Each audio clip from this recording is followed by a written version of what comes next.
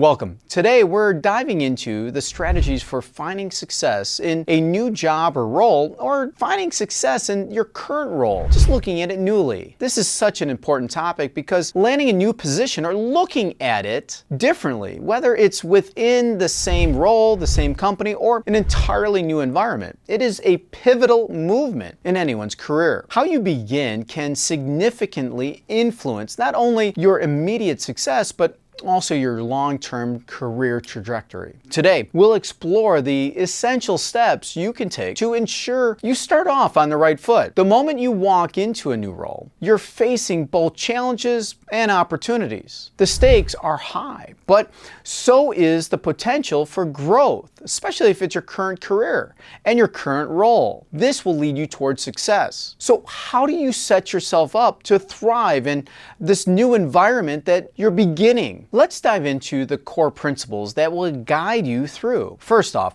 let's talk about mindset. One of the most powerful tools you can bring to any new role is a growth mindset. The concept of growth mindset is totally critical to when you're starting a new job or restarting your current job. Many professionals make the mistake by aiming for perfection right out of the gate. They think they need to prove themselves immediately, showing their boss, their team, and their peers that they were the right hire or the right person for the job that they've always had. But this pressure to be perfect often leads to unnecessary stress and frustration. Instead, the key is to focus on learning and adapting.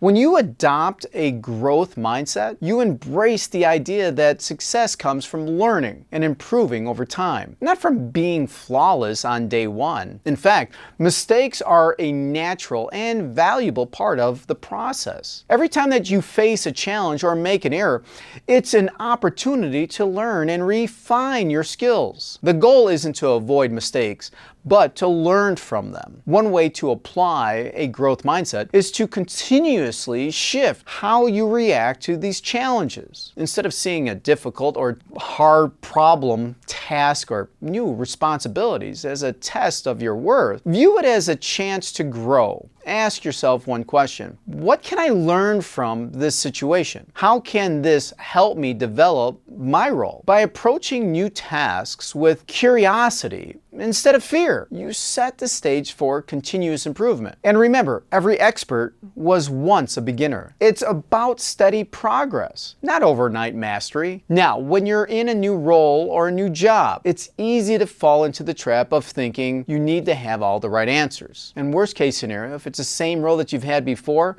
going back to the same old way. But the truth is, when you first enter a new role, your most valuable asset isn't that you know, it's your ability to listen and observe. Identify who you're being. In the early days of any new position, make it your mission to listen more than you speak. Be a sponge. Watch how your team interacts, how decisions are actually made, and how things get done. Every company, every team has its own unique culture, its own set of norms and expectations. You can't influence or lead effectively if you don't first understand the landscape. Resist the urge to make immediate changes or suggest improvements. Instead, take the time to observe the dynamics and ask thoughtful questions. By doing this, you'll not only gain a better understanding of the team and its challenges, but you'll also build credibility as someone who is thoughtful and deliberate. Listening is so crucial when it comes to understanding the company's culture. How do people communicate? What's the decision-making process actually like? Is it more hierarchical or is it collaborative? What are the unspoken rules that govern how things get done? By practicing this active listening and observation, you'll gather invaluable information that will help you navigate your new career more effectively. While listening and observing are critical, building relationships is just as important. You want to establish yourself as someone who is not just competent, but also also trustworthy. Not to mention, you want to be approachable as well. In any new job, your success isn't just determined by your individual performance, but also by the relationships you build with your colleagues, your supervisors, and even your clients. Networking internally can help you get a better grasp of the bigger picture, learn about opportunities that might not even be immediately obvious, and gain support that you need to be successful. When it comes to relationships in a role,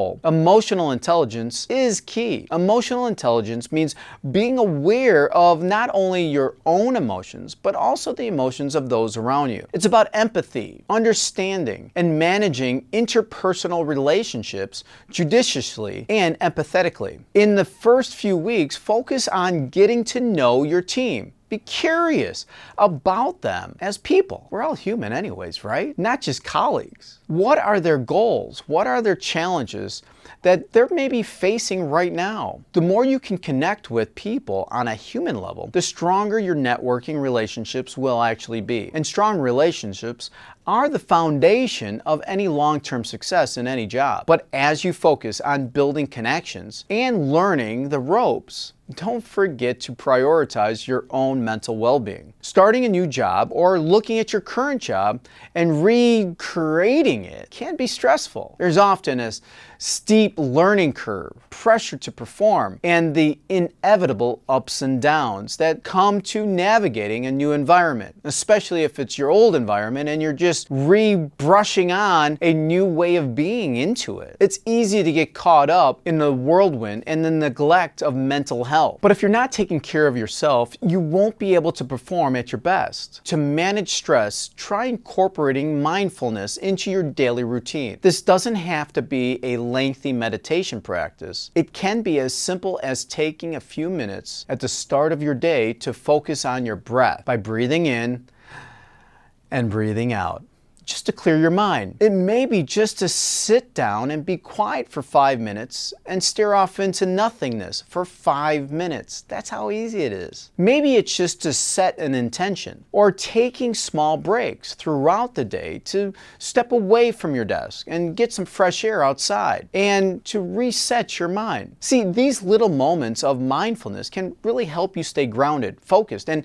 energized, even on the busiest of days. In addition to this mindfulness, make sure that you're setting boundaries to avoid burnout. It's tempting to overcommit when you're new, but remember, it's okay to say no or ask for more time when needed. Protect your energy so that you can perform at the highest levels of sustainability. As you settle into your new role or your current role as a new person and new beingness, another key to success is forming positive habits. Establishing routines that promote productivity and organization will really help you maintain momentum and avoid feeling overwhelmed. One of the most important habits you can develop is time management. In the early days, it's easy to feel like you're constantly putting out fires, becoming a fireman basically. But the more that you can plan your day and prioritize your tasks, the more control you have over your workload. This can be a simple, yet setting aside this time each morning to really review your tasks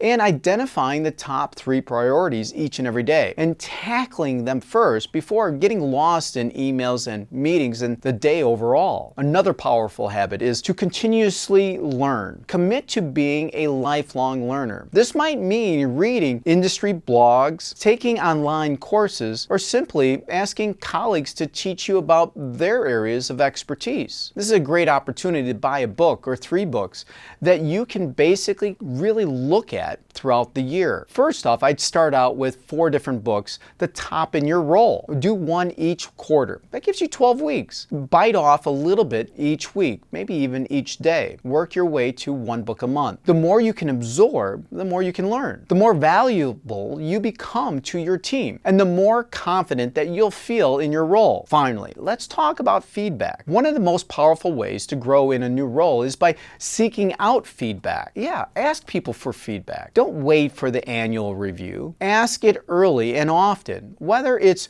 from your supervisors, management, peers, executives, or even the CEO. Look at your subordinates. Ask them. Get the constructive criticism and feedback. Open yourself up to that vulnerability. It's great to hear that, and it also shows them the mirror also so that they can see that in themselves. See, feedback is a goldmine of information that can help you improve and excel. When you receive feedback, make sure you act on it. Implement changes, adjust your approach, and show that you're committed to improving. This not only helps you grow, but also shows your team and your boss that you're coachable and eager to develop. As we wrap up, let's review key points. Start with growth mindset, focusing on learning and adapting rather than being perfect. Listen and observe to understand the company's culture and dynamics before making changes. Build strong relationships using emotional intelligence, and prioritize your mental health to avoid any burnout. From positive habits like time management and continuous learning to stay organized and productive. And finally, seek feedback early and often to use it continuously. This continuous improvement can help you improve along the way. If you're starting a new job or new role, or you're really just recreating yourself in your beingness, I encourage you to apply these strategies. Your success in those early days can set the tone for the rest of your career. Now, I want to hear from you. What's the biggest challenge you've faced when starting a new role or job or recreating yourself in your current one? And how did you overcome it? Share your experience in the comments below. Don't forget to like, subscribe, and be sure to check out my profile for more content on leadership and personal growth. Together, we can elevate humanity one post and one step at a time.